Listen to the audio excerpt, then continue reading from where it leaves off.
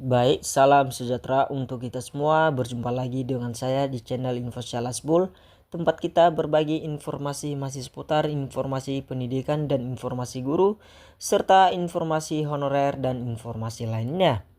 Di kesempatan kali ini Bapak Ibu, kita akan berbagi informasi di mana honorer R2 dan R3 harus rela ditempatkan pada jabatan yang sudah ditentukan. Jadi dalam kesempatan kali ini Bapak Ibu, kita akan membahas penempatan jabatan honorer R2 dan R3 yang telah diangkat menjadi P3K paruh waktu. Baik Bapak Ibu, sebelum kita masuk pada informasinya, alangkah baiknya Bapak Ibu support channel ini dengan cara tekan tombol like, di komen, di subscribe, di share, serta aktifkan lonceng notifikasinya agar jangan ketinggalan informasi-informasi selanjutnya.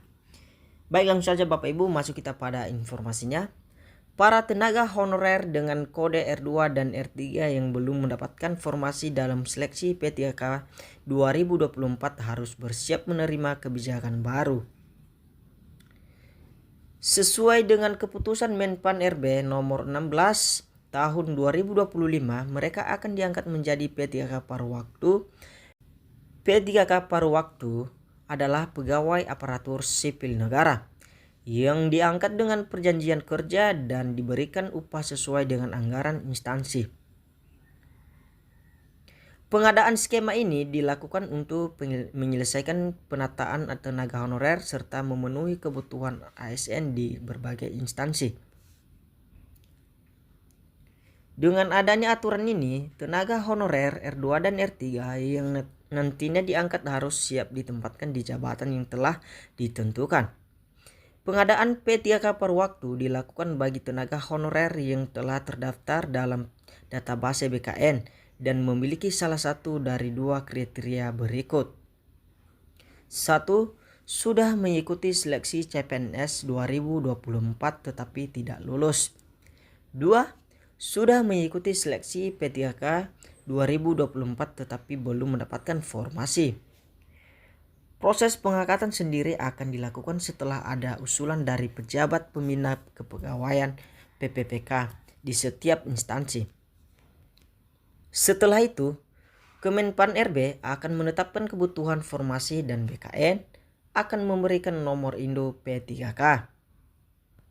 Sejumlah tenaga honorer R2 dan R3 telah menyampaikan aspirasi mereka kepada Kemenpan RB melalui diskusi yang difasilitasi oleh anggota Komisi 2 DPR RI Mardani Alisera. Dalam diskusi tersebut, mereka meminta agar pengisian daftar riwayat hidup P3K dapat dipercepat sebelum seleksi tahap 2 berakhir. Selain itu, mereka juga meminta solusi bagi tenaga honorer yang dinyatakan tidak memenuhi syarat dalam seleksi sebelumnya. Mereka berharap ada kebijakan khusus agar tetap bisa diangkat sebagai P3K. Menurut Ketua AP3K, Nur Baiti, Kemenpan RB memberikan respon positif terhadap berbagai aspirasi yang disampaikan. Sebagai tindak lanjut, Mardani Alisera akan mengajukan surat resmi ke Kemenpan RB agar pengisian DRH P3K bagi tenaga honorer R2 dan R3 dapat dimulai pada Maret 2025. Pemerintah juga memastikan bahwa seluruh tenaga honorer yang masuk dalam database BKN dan mendapatkan formasi akan diangkat sebagai P3K paruh waktu pada Oktober 2025 ini. Namun, bagi yang belum mendapatkan formasi, mereka harus mengikuti aturan dalam Keputusan Menpan RB nomor 16 tahun 2025 tentang P3K paruh waktu. Berdasarkan keputusan tersebut, P3K paruh waktu akan mengisi jabatan sebagai berikut. 1. Guru dan tenaga kependidikan. 2. Tenaga kesehatan. 3. Tenaga teknis. 4. Penegak hukum. 5. Peneliti. 6. Pengelola umum operasional. Dan 7. Penata layanan operasional. 8. Pengelola layanan operasional. Gaji dan hak P3K paruh waktu. Tenaga honorer R2 dan R3 yang diangkat menjadi P3K paruh waktu tetap mendapatkan hak-hak sebagai berikut.